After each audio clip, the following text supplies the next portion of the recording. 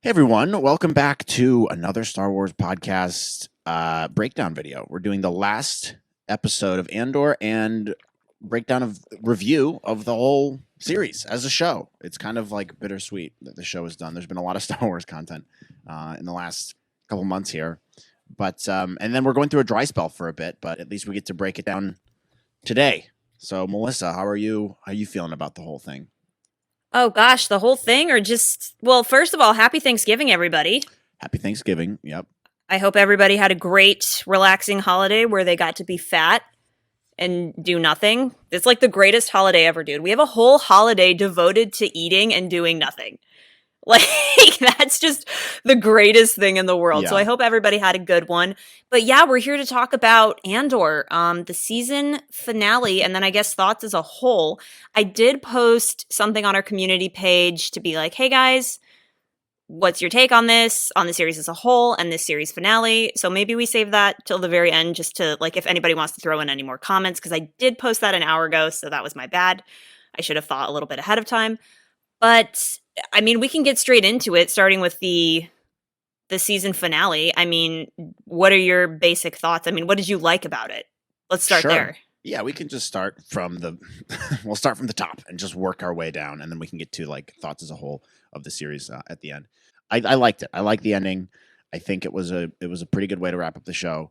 Very tense episode. Some really good like fun Star Wars elements that we saw in episode 11 as well. I thought was in this final episode, which I enjoyed. Finally, we get to see the connection of all these characters like coming together at the very end to see all their paths cross, which I thought was pretty well done. We get obviously some great bits here from Luthen, some really good bits from Andor. Finally, Syril's path is like kind of complete now. One of my criticisms is like I him as don't a know whole, what's but we can going get on. into I that don't know what's in going a on with bit. him. But then obviously the my theory was completely correct about how like it's all the Empire thing is going to come to a head in what's it called, the uh Ferrex. Ferrex. Sorry, having a tough time remembering that. And then my only problem with it was just I didn't know, I don't think that last scene really did it for me in terms of like wrapping up the whole series. But overall, like I feel like it did complete things in a fairly satisfying way. Like in terms Yeah. of the season as a whole, I thought it was a good episode. I think the show just got better and better as we went along. And so from an entertainment perspective, I think it was great. Like the fight sequences here, the Imperials coming in, taking stuff over, a much more menacing type of feel to it, which I really enjoyed. And I liked it. I really did. I thought it was a good episode of TV. Looking at it as a whole, I guess we can talk about that more towards the end. But overall, I feel pretty good about it. I feel like it was a pretty good ending to the show.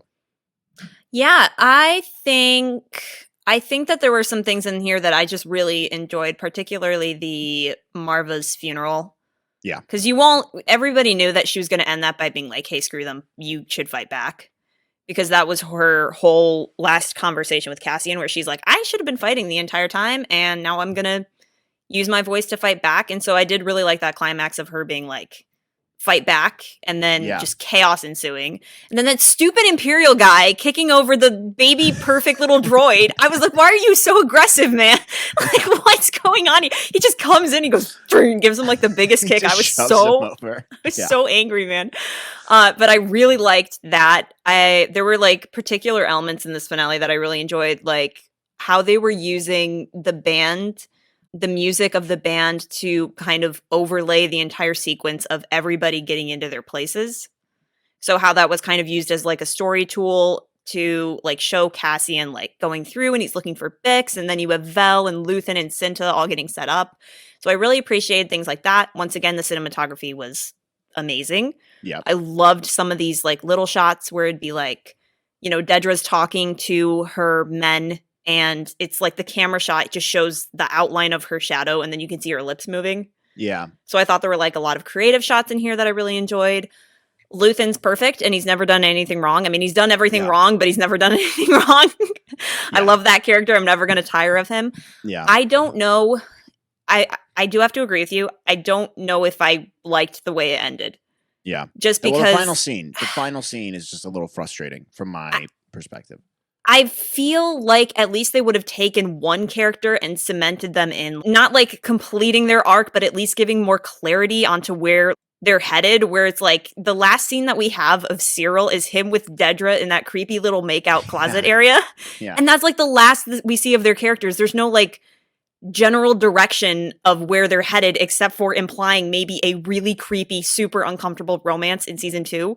Yeah. And I just didn't like that. I didn't feel like anybody had like a cemented direction. I don't know, like with maybe Cassian and Luthen, I thought there was going to be more of a, not like necessarily like, hey, let's go off and join the rebellion and blah blah blah, we're all super happy, whatever. But just more of a cemented ending. Don't know how to exactly word this in a way that's super coherent. Like at the end of Mandalorian season 2, where he gives Luke Grogu and then Luke turns around and it's like really emotional and like the music swells and then it cuts off. And you're like, oh man, well, I guess Grogu's now going to train with Luke. Like, And we you didn't knew get that was any. going to happen, though. You're And like, you knew that was I going know to this happen. is happening, but I'm still like kind of sad about it. Yeah, like it didn't Yeah, set up sorry. the anticipation for me. Does I that make agree. sense? No, I agree, but I think that's totally correct because we do know there is a season 2, right? So like we know that they know what the story's going to be. So set that up more. Give us an idea of what that's going to be. If they didn't know there was going to be a season 2, maybe this is a better type of ending because it's a little bit more ambiguous of like where are things going to go. But I agree with you. I think there needs to be more of like a set path for each one of these characters, especially Andor. You would have thought he'd be like, all right, I'm in, you know, or something. Yeah. I don't think they really conveyed that very well. Especially knowing that they know there's going to be a season 2. Like, give us an idea of where that could potentially be going. So that was definitely a little strange, I thought, and especially with like Syril, it's like his ending was so unsatisfying. It's like, what was the purpose of this guy? Like, yeah, he's saving Dedra, and like I guess she's looking at him more of like, I'm taking you a little bit more seriously, and like you're actually a little smarter than I thought. But he's still just But like, left why? a bad taste in my mouth throughout the whole season. like for what reason does she have to take him more seriously?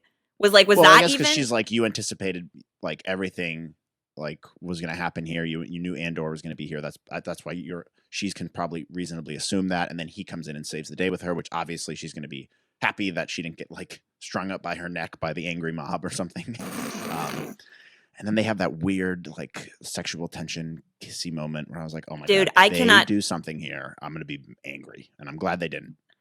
It was so uncomfortable. Maybe we should talk about like each character, but maybe starting with Syril. I think their intention with him is to show a guy rising up through the ranks of the Empire. Hey, he started off on this planet as part of this police force, and now he sees the Empire and he wants to rise through the ranks of the Empire. I think like that's a good idea. I just don't know if he is A, the right character for that, or B, his scenes have actually pushed him forward through that particular storyline idea. So in my personal opinion, I think you can cross out Syril from this series and have Dedra be the person rising through the ranks of the Empire and getting into a position of power. I think she is way more interesting. I think the actress is better. She's great, by the way. Whoever she's plays fantastic. Dedra, really good. She's awesome. I think the actress is better. I think she has a more compelling story. I just don't know if we needed Syril to do this plotline, and I don't know if it's been done to the best of their ability. And I know a lot of people would disagree with me on that, but we literally got like a million of the same scenes with this guy. I mean, how many times did he eat cereal in this show? Like in different episodes, like in different episodes. It was like the same shot also, a million different times. We never got to see who Uncle Harlow is, which like they mention Uncle Harlow as if he's like this big overlord or something. And you're like, oh, he's powerful. Like he's going to help you out. Nope. Nothing on that. Which is weird. I agree with you too. Like on the Syril point, he's not a necessary character. We almost got the exact same thing with Dedra. Like, remember she has all this pushback from the other officers and like she's kind of going rogue and doing her own thing and doing it unconventionally to get results and to be a detective and figure out what's going on. There's not that many more extra scenes you would have had to write with her to convey the same thing that I think they're trying to do with Syril, where it's like all you need is to have her take out a lot of the Syril stuff at the beginning. The first 3 episodes, in my opinion, were a mess. Add some more Dedra stuff in there. She makes her way up. She impresses, the higher ups, and they start giving her more and more responsibility. And then at the end of the season, we've seen her move her way up, and then they're impressed with the fact that she was able to track down this guy Andor and almost get to this Axis, Luthen guy. And then they're like, oh, we're giving you more responsibility. You're getting promoted, whatever it is. You're getting more, systems to look after, whatever it is. Yeah. And I think it would have conveyed the same thing they were trying to do with Syril. There just wasn't enough movement for him. He was here, here, here, here, here. End of the season, like here. Like, yeah. Okay. I think Dedra is the Syril character. I think you cross out Syril entirely, and then you give Dedra all this development, starting off as like in the lower ranks, and then eventually, like you said, like she works her way up and she becomes this prominent figure. And in a way, you could kind of get the audience to root for her, even though she's on the wrong side. Yeah. Because that woman has a very commanding presence. The actress is very, very good and in convincing you of that character. And I just think that, like, had more of the attention been given on her and crossing out the Syril character, I think it would have been way more compelling. And you could contrast that character with Andor. Because in this weird way, I think their intention was to contrast Syril with Andor, but Cyril's just, he's not a strong enough character. No. And it's creepy too. They wrote him in such a weird way. And I honestly, like, I think that's their intention. I genuinely think that was totally intended. Because he's Imperial. You're not supposed to like him. It's just, I cannot tell you, it was so uncomfortable watching that scene of them in the closet. And I'm like, if they end up being a thing in season 2, I'm just going to scream into the eternal abyss because of how terrible he is. Yeah.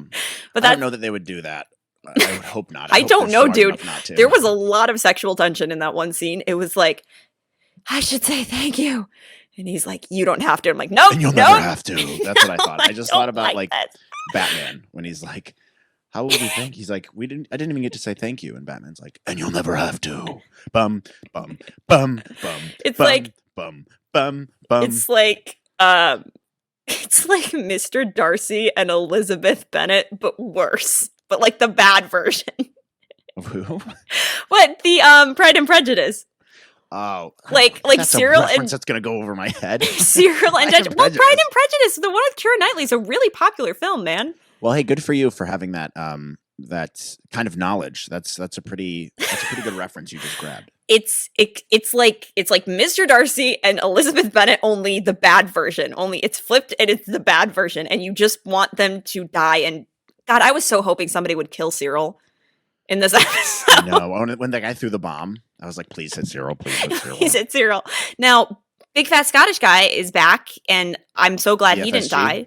He's the best. Yeah. I would like to see him in season 2. He's great. I like him. He's awesome. Who are the other characters? I honestly cannot bring myself to care about Val. Nope, don't care about her at all. She's not just very interesting. She's just so blah. Yeah. Like I don't feel like her character is very compelling at all, and I feel like she does the exact same thing in every episode, and I feel like Cinta does the exact same thing in every episode, and I cannot be bothered. Sneaking around. They're like sneaking around and like doing like little rebellion things, and I don't know. Maybe they'll do something with them in season 2, but I cannot honestly say that I was intrigued by their characters. Who else? Luthen is the star of this show. Yes, this show should be called Luthen. It should be called Luthen. He's amazing, dude. He's so good. Like one of the best characters, best new characters we've gotten in Star Wars in a really long time. He is amazing. So happy to see him and his like development over the course of this season, and his character arc, and him going initially from needing to kill Andor to now being like, actually, I could probably recruit this guy. Is awesome. And also just the acting like behind it. I can't get over that the speech he made in episode 10, right? Yeah. So good. Yeah. He just continues to be awesome. His ship is dope. Episode 11, we get that escape scene with him. He's just infinitely more interesting to me than any other character. He has like we've been saying, like he has the most intrigue. I mean, he did it again when Vel was like, there's an Imperial woman here, when they're like waiting for the bell thing. She's like, there's an Imperial lady here. And he's like, oh yeah, he's like the female officer. And she's like, do you know her? And he's like, not yet, but we can make this work for us. And I'm like, I just love that element of always being one step ahead. And he pulled it off again, and he was incredible in this episode. But I also think a large part of the reason why that character works so well is because Stellan Skarsgård is just giving 110% into this performance. Yeah. And he's just so hard not to dislike. Yeah, he's hard to dislike is what I mean. Yeah. He's hard to dislike. he's great. And I think if it wasn't for him, honestly, I don't know that I'd feel as compelled to watch the next season. Yes. I'm very interested to see what they do with him and his character. And like he is to me the glue that's holding this whole show together. So I will say that for him, like it's one of my favorite parts. He's written very, very well. There's not a corny part about him. The acting's on point. His dialogue is great. The mystery behind him. Who is this guy? They've been able to keep me interested in that. I just wish we had more of him in the earlier episodes, to be honest. Yeah. That's my only complaint is give me more of him. I think the most fun I had was with all of his scenes in the last episode. Definitely. All of his scenes were the most fun I've had in this entire show. And I even said that in my reaction video. I was like, honestly, if he wasn't in this show, I don't think I would be as compelled to watch it. Yeah. And I think as far as character development goes in this show, I think he is the strongest out of the entire cast so far. I think he's above Andor, too, in terms of development and intrigue and interest. Not to say Diego Luna didn't do a good job. I just think the writers missed the mark a little bit in terms of making him stand out a bit more. He just seemed like he was taking more of a back seat. And that's because the theme of this show and the episode is like the rebellion and stuff. And he wasn't really that involved with it other than like the prison break. Like, I also thought he would be getting the word out more about I thought they would tie that in more about like how they were treating the prisoners and stuff. I thought that would kind of become more of a thing, which it didn't. What a plot point. Yeah, like remember they're like, we have to get out and tell everyone about this. And I thought that would be like, oh, that's a good spark, when people actually know what's going on with the Empire. And there's probably some Empire apologists because they don't know what's happening, So I thought that would be a little bit of a bigger thing. But yeah, Andor just didn't have as much of a presence in like what even Vel and Mon Mothma and Luthen are doing. They're the ones on the front lines, like putting their heart and soul into this. Genuinely, I think that, let's say if you just gave this show the title Rise of the Rebellion or something, like if you called this show Rise of the Rebellion, Andor's development is perfectly fine. Yeah. In the context of what the title of your show is, because you're not conforming to a specific character or a specific story, where I think this show is about different individual members of the rebellion and their experiences leading up to what the actual group is going to be, like how the rebellion's actually going to form.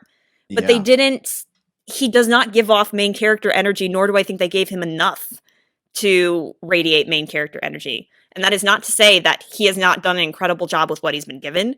Yeah. I think he's a great subtle actor. I think that like the little moments when he was like when Andor's reflecting on his deceased father, which I think was in front of his like dad's brick. Yeah, his dad's brick. Right. Where he's reflecting on that, like he gave like this really cute smile at the end of it. And it's like as he's reflecting on the memory of his father. And I think like the little things in his acting like that, or when he hugs his friend after his friend's like, oh my God, like I'm so happy to see you, and they're in the sewer and stuff. Like I think he does a great job with those little moments. Yeah. But as far as main character energy, I don't think that was a fault of his. No. I just don't think the writing was strong enough to make him go like, yes, this is the main character and he's going through this show and it's about his experience. He felt very backseated. You're right. They wrote it in a way that it wasn't very complimentary to him and his character, because he is a main character in Rogue One. You're like, I love this guy. He's awesome. Like, and I do love Diego Luna. I think he did a fantastic job. I think his dialogue and stuff in this, his character was very true to what his character is in Rogue One, which I liked. But I agree with you. This show wasn't Andor. Like, and I think what would have been almost cooler for this is, you're right, if they did it like it's just a rebellion show, then you can make it like an anthology series if you want. You could have 2 seasons on Andor and the stuff that happens before Rogue One, and then you can do whatever you want with other seasons. You could have 4, 5, 6 seasons of this and just make them little rebellion stories here and there. It could almost be like interconnect some of these characters, like have Andor come in, or Luthen's in a couple episodes in another season, or Mon Mothma, or whatever, and then you're able to. It'd be kind of like a Tales of the Jedi kind of thing, but live action, which would be interesting. Or Clone Wars. I mean, Clone Wars had a main cast, but it jumped around a lot. Like they would have a 3-part arc with Anakin and the clones, and then the next episode would be about Ventress and what she's doing on one side of the galaxy. Yeah. Like it was not like it jumped around. It had a lot of liberties taken with it, but it was also called the Clone Wars.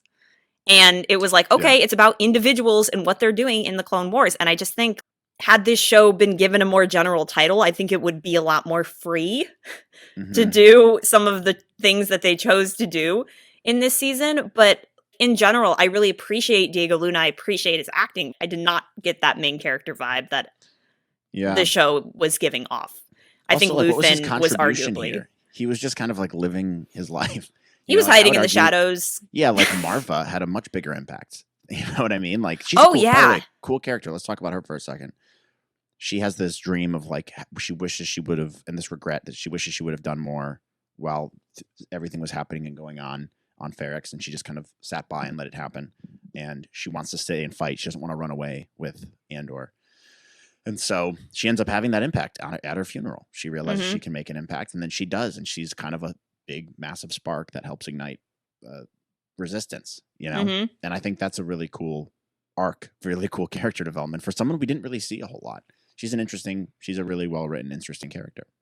I really liked her, and I like how she felt very well-rounded to me in the sense where she's a very well, I have several thoughts here. She's a very kind, compelling female character who's also like a badass, but she's not a traditional badass in the way where it's like, I can fight with my sword and stab people through the gut. I am a strong female character, which is the vaguest statement ever, by the way. If you say a female is a strong female character, could you be more vague? Like, I hate that phrasing more than anything. But I really like her, and I like how she's non-traditional in the sense where her greatest strength is that like she uses her words to fight back. And I really liked her relationship to Cassian, even though she fundamentally disagreed with him on running away, where she's like, nope, I'm going to stay behind and fight because it's something that I want to make amends for because I don't feel like I did enough with my life. And in the end, like she uses her words to inspire the people to fight back against the Empire. And I also just like I really appreciated her dialogue in this episode, you know, where Cassian's friend, whose name escapes me because there are too many characters in the show, Cassian's friend is like relaying her message to Cassian, like right before she died. And which, by the way, that is just a really cool thing of a friend to do, is memorize the words that your dead mother said to you. Like, but I love how she was like, grade A friend. But I really liked how he said to Cassian, tell him there's nothing he could say or do that would like make me love him less or something like that. Like, I'm paraphrasing, that's not exactly the dialogue. But it was something along those lines. Like, he could never do anything that would make me stop loving him. It's along those lines. But it was a really beautiful quote, and I really liked that. Because I was like, oh, that's just, like, perfectly encapsulates, like, the parent-to-child relationship. And I really thought, like, some of that dialogue was super beautiful, so I really appreciated that.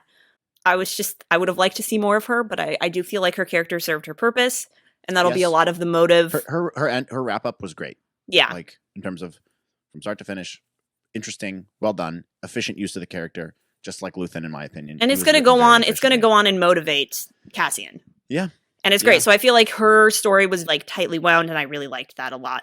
And his relationship with her was like well conveyed, like how they were close with one another. I thought was well done. So again, the writing is what stands out in the show. Like really well done in terms of dialogue, and in some areas, I think it lacked in some others. So like, to your point, which you just said, too many characters. That's one of my biggest criticisms with the show, is there's so many people, and it's so tough to follow everything that's going on. It doesn't ruin the show for me by any stretch of the imagination, but I still just think that was a weakness, where like having characters like Syril, not super necessary, you know?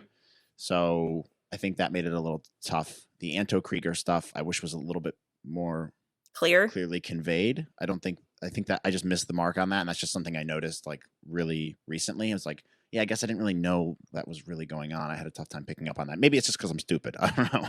But so that was another thing about this. So like the Empire thinks they won, right? They kill Anto Krieger. And so they're playing right into Luthen's hands. He's like one step ahead of everyone. Again, making him a super interesting character. Making him the star of this show. Yeah. So that was a really cool part. One thing, again, and I'm jumping all around here, but I'm just saying, by all means. I'm having a word vomit as it comes around. The Andor sister thing, like while we're on they the topic dropped of it Marva completely. I'm so confused by that, because that's the first thing they talk about in the show, And so that stuck with me. I'm going to remember that because you're trying to pay attention and see what's the exposition of the show, how they're setting it up. And that was a big part of it. And they had all these flashbacks and stuff with him and his sister. And then it's Nothing. Gone. Dead off the face. And maybe they explained it. Maybe I missed. Well, if you missed it, then I certainly missed it too. Yeah. I honestly thought that it would at least be like, if this is the line of the story, right? Let's just say a line is going across the screen and that's the story. And underground, you are digging the tunnel of the storyline of Andor's sister, at least kind of being in the background.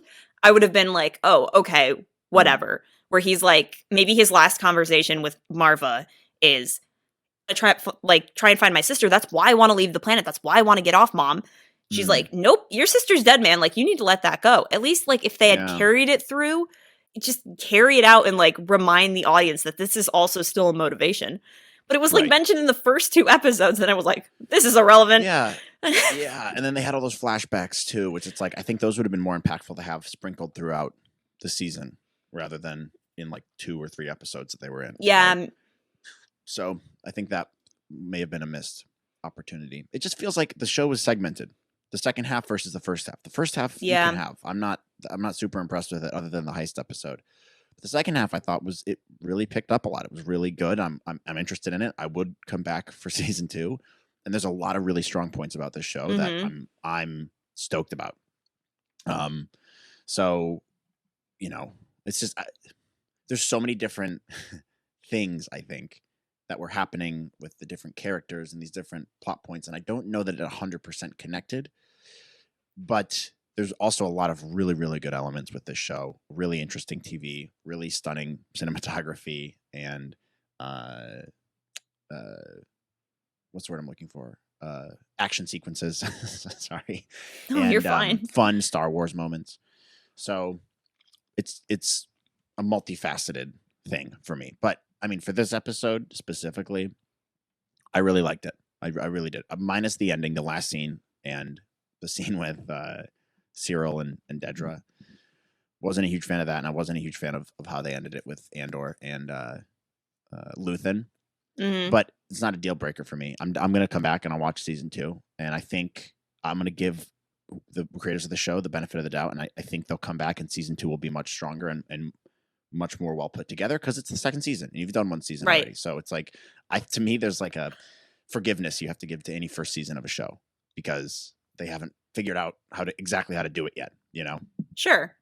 That's a valid observation. I think that every show finds Mandalorian really found its footing in season 2. They were like, we know this character, we know what we're doing. It's very well defined. You know what to expect now. I think season 2 will definitely, hopefully, provide a lot of that clarity. It's just like, I feel, for me on this finale episode, I feel like they ended it in such a way where it made me feel, okay, well, I guess we have to tune in next week to find out how they're going to send off these characters. Like, it felt almost too ambiguous for me. Not as well defined as I would have liked the ending to be, at least just like having one character's clarity. I guess people can make the argument like, oh, Cassian's now motivated to go fight for the rebellion because his mom had that entire speech or whatever, but it just didn't feel like that. Like, I don't feel like there was enough to push. He's like, yeah. Yeah, he was kind of just like, kill me, and then Luthen smiles, and then it ends. Like, it just didn't feel like there was any definitive action. If he had come into the ship and he was like, I want to fight these bastards. Yeah. And Luthen was like, all right. Or like convince Luthen, I know you want to kill me, here's why you shouldn't, kind of thing. Yeah. At least defining it a little bit more, but I didn't like the ambiguity of the ending, but that just also might be me, but I would have preferred it to be a little bit more definitive going into season 2. But I thought it was a very well done episode. I really like the action sequences. Once again, Luthen's probably the best thing about this show for me. And I did enjoy this final episode in the season. It feels like this show's been going by extremely fast, but extremely slow all at once. Yeah, I agree. It's like COVID. But it seems like your opinion's definitely changed over the course of the season too. It seems like you've really come around these last couple episodes to enjoy them a bit more. At least that's what it seems like. I have. I think honestly, I don't know if I'm ever really, I still struggle seeing the show as Star Wars. And I think that's a good conversation for us to have. Like, what makes Star Wars to you versus me versus somebody else. And I do think that that is a very personal experience for everyone. I think the show is well done. Like, and I don't hate it. I feel like a lot of people have like gotten the impression that I like absolutely hate the show, and I don't like it. It's the worst thing No, that the happened problem to is Star people are Wars. looking at you because they really like it, and they're like, if everyone doesn't love it as much as me, then you're wrong and you hate it. And it's like, no, it's there's a spectrum here of how I much we can think enjoy the show. I But I think think people people are like overinflating their excitement over it, which good. I'm glad people are enjoying it, and I do think there's some really good points, and the show is really well done in a lot of areas. It's just I'm a little bit on the same page as you, where it didn't fully connect in the way maybe it did for other people. But that's fine. It doesn't mean I like the show, and I'll I get to my final rating in a little bit. But I think people would be surprised at my final rating. I think what's interesting is I'm perfectly okay with this not being my favorite Star Wars show, but other people are not okay with me not having this be my favorite Star Wars show, which is just Mm, a really weird thing. mm, Because, like I've said in previous reaction videos, I'm like, I don't think that this is bad. If I look at it not as a Star Wars show, it is more enjoyable to me. Like if I look at it as like a general sci-fi, cyberpunk, kind of a Blade Runner-y, Star Trek kind of vibe, like it's more enjoyable for me. I think that's just because I have a personal experience and expectation of what I like Star Wars to be. And again, mm, that all comes back to personal preference. I think that with this particular show, there are some elements I've really, really enjoyed about it and some things I've really appreciated, especially coming off of Book of Boba Fett and Kenobi, which were letdowns in a lot of ways. And I think when you compare Andor to that, it's just Andor looks a lot better. And that's mm. just like a fact. And so I think Yeah, that's like a large part of the hype behind Andor is because the last few projects have been so disappointing. Finally, something comes along that it's has on good par with writing, the rest of how television is made, and yes, people and are excited just for that cinematography, fact. Yeah, yes, and it looks good and it's got like good writing in it, and I applaud it for that. It's just like it doesn't necessarily fit what I enjoy about Star Wars, and I'm perfectly fine with that. yeah. It's just the thing that gets me is I don't understand why people are so upset that I wouldn't like something that they're super into. It's just like to me that doesn't make any sense since there's like a million Star Wars projects and anybody can gravitate to what they want. It's just like I don't know how much I'm going to go back and rewatch the show, but I'm totally fine with it. If somebody else wants to, good for them. The interesting thing is Mike called me, our older brother, for those who may not know, yesterday, and I was talking to him about the podcast and everything we were doing on the show, and he goes, what is Andor like? And I didn't know how to answer it. And I told him, Yeah, I was like, hey man, I think you need to watch and form yeah, your own opinion because yeah. I I I've said the really, same really thing. feel like this show is personal preference. I Well, can't really also, give a you and I are summation. biased to this. Like, we can't look at it through not a Star Wars lens. I'm interested to see Yeah. someone who doesn't like Star Wars as much to watch. In fact, I've texted some of my friends and been like, "Have you watched it? Will you watch it? I'm interested to know what your opinion is." Mhm. Oh, that's Dad calling me. Sorry, Dad. I'll have to call you back. Um, in fact, let me message him. Yeah, Real just quick. text at me like in the middle of the Star Wars podcast. Call you back. Yeah. I actually did that. Mike called me in the middle of my reaction video and I was like, Yeah. I Sorry, I cannot gotta do call you this. back. Yeah, so I agree. I think so. Like So I asking was them talking their to our take. brother Mike, and I was talking to some of my other friends about watching the show because I want their opinion. And when you're looking at these shows, you have your Star Wars opinion of it, you have your regular TV show opinion of it. And I think one reason that a lot of Star Wars fans like this so much is because it's finally at the quality of like a lot of these really, really good TV shows, which is awesome. And that's one of my favorite things about this is like every Star Wars show in the future needs to take notes from this. The way it was constructed, the cinematography, the set design, the dialogue is the best Star Wars dialogue in my opinion, maybe ever. I think it was really, really well done and not corny. So I'm interested to see other people's opinions of how they think of the show, just as not a Star Wars fan. Does it stand on its own? Because I can't look at it like that. My opinion would be probably not, and that's why I've had some criticisms of this. Is I look at it and I'm like, I want this show to be like an introduction to Star Wars for people, much like The Mandalorian was. And I don't know that it's going to suck people in who haven't watched the show before and go, "I'm in. This is a really cool Hmm. show. It's a really cool concept, and I'm in for it." Especially with the first 3 episodes being fairly weak. I don't know that you're going to get people sucked in. You need a really strong start, you know. Hmm. But for me, as a Star Wars fan, like looking at it as a whole, and we can get into those thoughts in general, like it's a good show. Like what the question is though, will I go back and watch it? I'm not sure that I would. However, there are, just like with Book of Boba Fett, there are some scenes in here in Andor that are just really good Star Wars content. Like if you're putting a compilation video together of really cool Star Wars stuff, there's some shots and some scenes in here that are stunning, like beautiful, like with the eye scenes and the TIE fighters there. Yeah. And the Luthen scenes and the Empire ship and the tractor beam. And even the shot at the end, the ending credits scene, which I missed in my reaction video, but I went back and watched it. That last shot of the Death Star, so cool. Like super, super cool. So that's my like general thoughts on it. I want more. I would actually love to get a guest on of like someone who hasn't watched it. Maybe we'll get Mike or Carolyn or somebody who hasn't, who's not as big of a Star Wars fan to talk about it. Yeah, I think that might be a good idea, is just getting somebody's honest take who doesn't have the Star Wars lens, because you're right, we're looking at it through a Star Wars lens. And I think because of that, there's a lot of expectations. Yeah. In a way, that's been your criticism though too. You're like, I'm not feeling the Star Warsiness. I don't know that that's necessarily a bad thing. If you're someone who isn't a huge Star Wars fan watching this, maybe this is the tone that is interesting to you. Maybe that is because it is subjective. People's opinion of what makes Star Wars, to your point, is subjective. And so maybe this is really, really great. Well, and I've been saying that too. Like, it doesn't feel like my traditional like Star Wars feeling like when I watch this. Sure. Minus the last three. I think the last three felt very, very Star Warsy to me.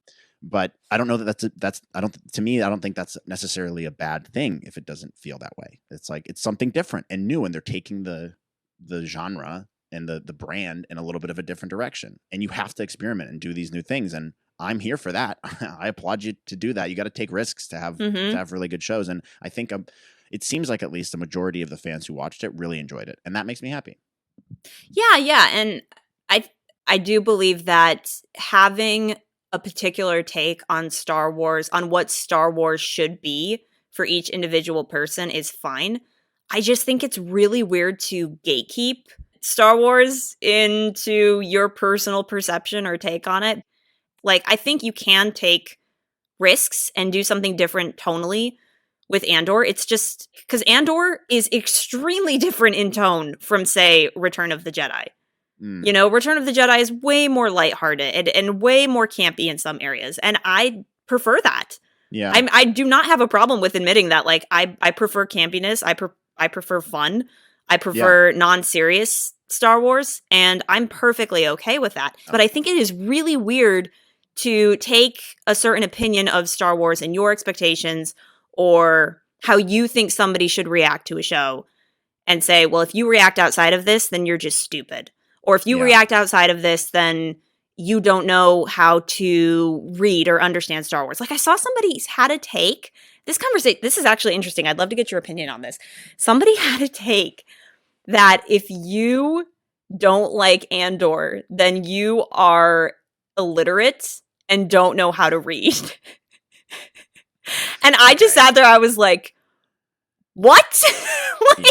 And then there was another side of that where somebody was like, if you liked the bikers in Book of Boba Fett, then you're stupid and you don't understand what cinema is supposed to be. It's like, I didn't like the bikers because I thought they were stupid and pointless, but I don't think there's anything wrong with somebody who likes the bikers. Yeah.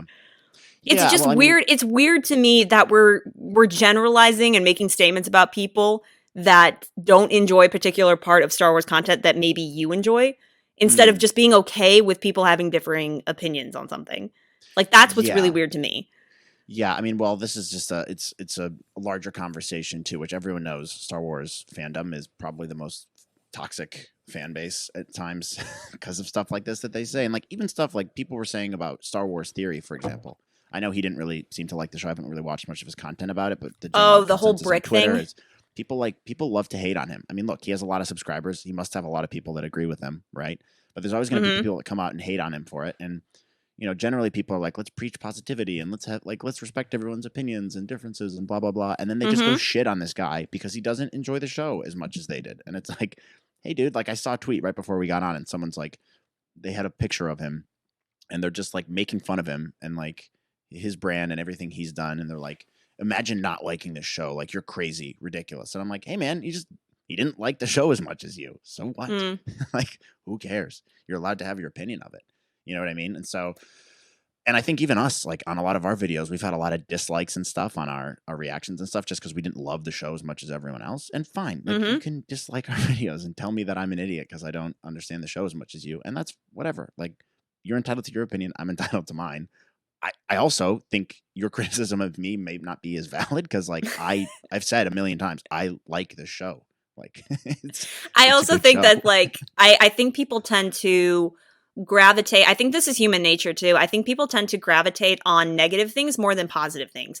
So let's just say, Matt, like in your reaction video, you said 2 negative things about the show, but then you said 3 positive things. People Mm, aren't going to look at the 3 positive things. They're going to look at the 3 negative things because you said something bad about a show that they enjoy. Which I don't mm, even think it's like bad, to yeah. say, "Oh, you know what? I didn't really prefer that line of dialogue, or I didn't really prefer the way that they concluded that character story."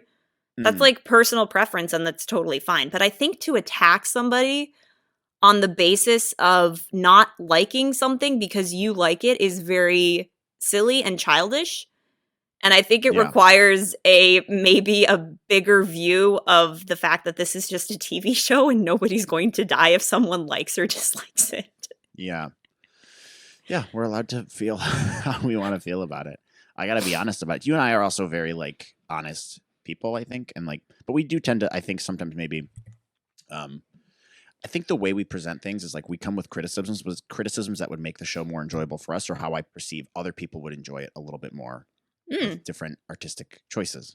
I'm not saying it has to be that way. I'm just saying, hey, this could have been a cool idea to explore. You know, maybe if sure. they did it this way, like even with the spin move in Book of Boba Fett, I love that. It was ridiculous. Like some people were like they Oh, were actually mad about it, and I'm like, that's just funny, dude. And the it. bikers, like I thought that Oh was a my god. bad move, like not really that interesting of characters and not super necessary. And even the way they wrote Boba Fett, I thought they wrote him as a loser, like compared to how he was in Mandalorian. They just kind of changed the character, like Yeah. which was weird to me. But look, there was a lot of elements of Book of Boba Fett that I sincerely really, really loved. So I'm just picking out the Mhm. elements I like, and I'll criticize the ones that I don't like as much. Mhm. But I'm not going to stop watching Star Wars. I'm always going to be watching this Sure. stuff. I don't think there's going to be anything for me that's like I'm swearing it off. You know, if I can get through the sequels and still continue coming back, um, that'll tell you everything you need to know about me. Sure, sure, definitely. I think this is a good segue into maybe we kind of touched on it already, but I guess just thoughts on the overall show. Yeah, and we can keep it fairly brief. I think we've covered a lot of it. Just for me, the biggest things were Andor wasn't the star enough. Luthen stole it. Luthen stole the show. Syril, kind of a pointless character. I don't think he was super necessary. I think the exposition of the show was very weak. However, I think the second half of it was very, very good. And especially the last 3 episodes made me feel a little bit more whole with the Hmm. completion of it. I love the representation of the Empire in this show. I'm glad we get some more of a look in that. I wish we would have gotten a little bit more, to be honest. More stuff on Coruscant, more stuff with the Senate. On that note, Mon Mothma, interesting character. I don't think she was really utilized in the best way. I think they could have utilized her fear of the Empire and like how other senators feel about it a little bit more and better, Sure. and go somewhere else other than her apartment, like Yeah. be in Coruscant, like at a bar or something, and then like show how maybe they're spying on them more. Like they finally show her driver reporting her to the Empire. I Yeah. wish they would have shown that earlier, you know. But I do like in this episode how like they kind of like tricked them, pulled the old switcheroo on the Empire, like because they knew that Mhm. they were listening in on them. So they planted the whole thing about how Mon Mothma's husband might have a gambling problem, and so that could explain the Mhm. money's being moved around. That was great, good writing. Marva's a really good character. The flashbacks and stuff with Andor's sister and his background, I think, was a little weak. I wish they would have intertwined that a little bit more. Obviously, they just brought up her sister, they never talked about her again. The Luthen, everything with Luthen, spectacular. He's again the glue that's holding the whole show together for me. Yep. Other highlights are the heist episode. Really well done. Great Star Wars content. Beautifully shot. Same thing with the prison break episode. On that note, Kino, amazing character. Andy Serkis crushed it. Really, really good element of the show. Really good writing, bringing in that character and making us care about him in 3 episodes. Excellent, excellent work there. Great production design. Great cinematography. Great practical effects with some of these aliens a couple episodes ago. And overall, I feel like it's a success. They did. I think the show, it should be viewed as a success. Now, will I go back and watch it again? There might be a couple episodes I go back and watch again, but and a couple scenes. But as a whole, it's definitely not my favorite piece of Star Wars content, but I think it's very strong, and it makes me very hopeful for how they continue making things in the future. A lot of risks were taken in the way they did this show, the darker tone, all these new characters we're introducing, the slower storyline and slower pacing. But I think it was a good risk to take, and I'm happy about it. So, I mean, overall, I don't think the show's as high as Kenobi for me, and that's just because Kenobi felt a little more Star Warsy. So my Star Warsy like ranking of the show is probably like 7.9 ish, maybe like 8.1. But as a standalone show, it's probably a little bit lower. It's probably more without like the Star Wars context. Yeah, so if I'm just looking at this as someone who's not a Star Wars fan and like just seeing it as on its own, it's probably like high sixes, low sevens. So still pretty high, still above average. I'm probably closer to like a 6.8, 6.9. So I think that's higher than my Kenobi rating as like a non-Star Wars fan. I think I gave Kenobi like a 6.2 or something like that. But good show. A 6 is a great rating. So is a 7. So all the elements that I described that are positive, good things about the show, I really hope we see them in more Star Wars stuff going forward, and I think we will. So I'm coming off the show feeling very positive and happy. Like these last 3 episodes really tied it together for me and made it make more sense, and made it more interesting. Sure. I think I'd have to say I agree with you for a large majority of what you just said.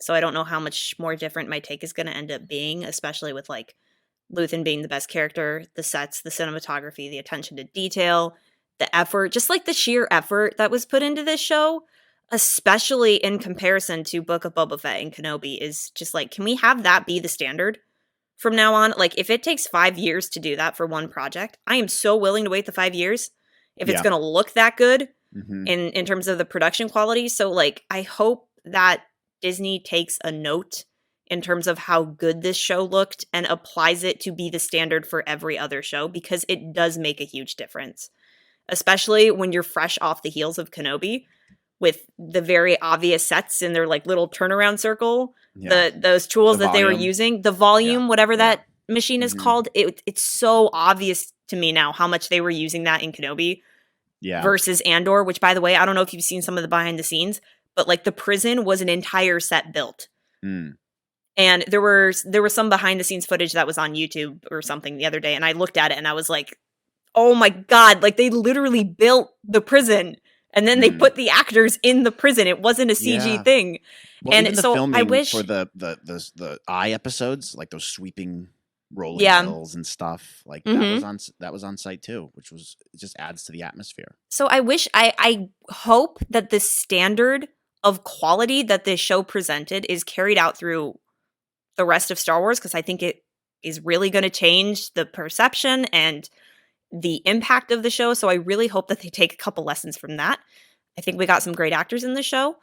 I think that the writing was really good in some areas. I feel like they overcomplicated it a little bit. The dialogue was very complex, and not to say that's like a bad thing. Like, I think you do need to work for dialogue. I think it's fun to work for dialogue, but I almost felt like there was so much of it where it was like, I feel like I need to be on. When I'm watching this, like I really feel like I need to be on. But I don't know if that's like a criticism so much as it is a preference. I think that there are some amazing elements in the show. Cinematography, once again, I'd like to see other shows learn from that.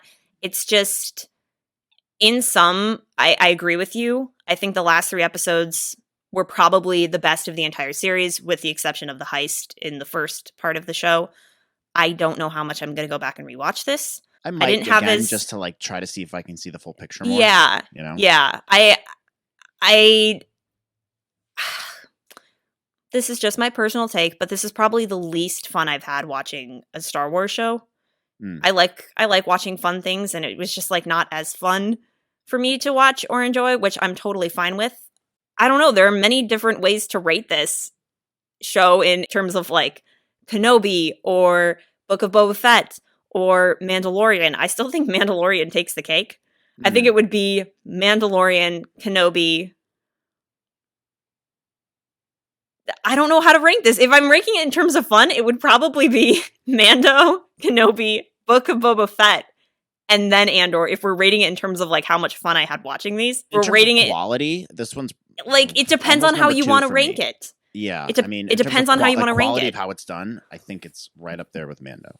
In terms of funness, I agree with you, but it's right. It's neck and neck with Kenobi in terms of like some of the storytelling elements. Kenobi just like, I'm sorry, I'm a sucker for like the Anakin Kenobi relationship story. It's just so good to me. And there's the Vader scenes in Kenobi, like that's what elevated the show so much for me because he was perfectly written.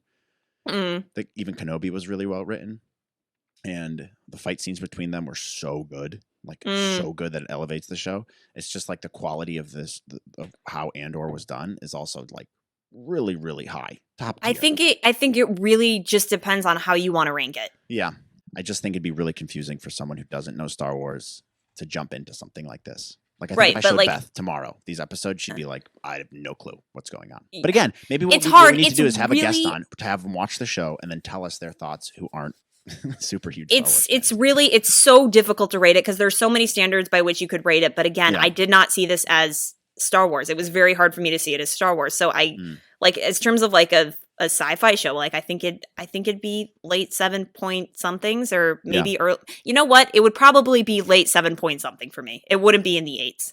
Yeah. Especially after taking into account what you just said. But it's fine. I mean, I enjoyed it for what it's worth. But I think maybe now's a good time to kind of maybe get into our listener thoughts because I know that. Yeah, there's not a ton of them, but we'll jump into it real quick. I'm sure people will write a lot after this in our comments. Timmy Nealon writes, "The show ticked all the boxes for me. Can't wait to see season 2. Great. I'm happy you really enjoyed this season. I am looking forward to season 2. I just wish they would have given me a reason to look forward to it a little bit more in this last episode. Just a little bit more of a completion and an idea of where the characters are going." Joshua Clark writes, "Well, my not personal favorite of D+ Star Wars, I can't argue it's the best. It's managed to evoke so much emotion out of me without using previous characters that I loved. It's damn good." Yeah, it did evoke a lot of emotion with some of these characters and using brand new ones like Luthen and Kino, and Marva. So excellent job there for sure. And the little BMO or whatever his name is. Yeah, great droid. Mark Sith writes, "Overrated on both counts of what did we think about the season 1 as a whole and the last episode."